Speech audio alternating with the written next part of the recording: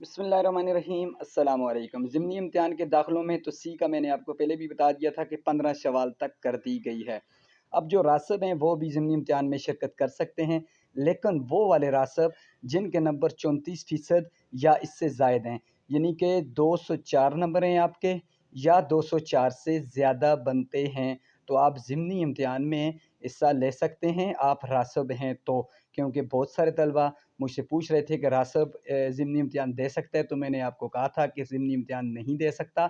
लेकिन अब वफाकुल मदारिस की जानिब से ये अपडेट आ चुकी है कि ज़िमनी इम्तिहान रासब भी दे सकते हैं, वो वाले रासब जिनके नंबर 204 हैं या इससे ज़्यादा बनते हैं। तो फौरी तौर पर डाउनलोड करें फॉर्म, ऑनलाइन दाखिला भी भेजें और साथ साथ कलमी दाखिला, हाथ से लिखा हुआ दाखिला भी आप लाजमी भेजें, क्योंकि ऑनलाइन में गलती भी हो सकती है और हाथ से जो लिखा होता है उसमें गलती नहीं होती।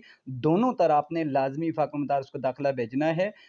फॉर्म फिल करके साथ उसके रसीद लगाएं। बैंक की तमाम ब्रांचेस, मीज़ान बैंक है या दूसरे बैंक हैं, उनके अकाउंट नंबर फॉर्म के नीचे लिखे होते हैं, तो आप उस पर दाखिला भेज के अपना दाखिला ज़रूरी करवाएं ताकि आपका साल भी ज़ाया ना हो। और मुतवस्ता दर्जा मुतवस्ता के 700 नंबर होते हैं, 34% 238 बनते हैं। इस बात का आपने लाजमी ख्याल रखना है दर्जा मुतवस्ता वालों ने, और बाकी 204 या इससे ज़्यादा हैं तो आप ज़िमनी दाखिला भेज दें। वीडियो अच्छा लगे चैनल को सब्सक्राइब करके वीडियो को लाइक कर दें।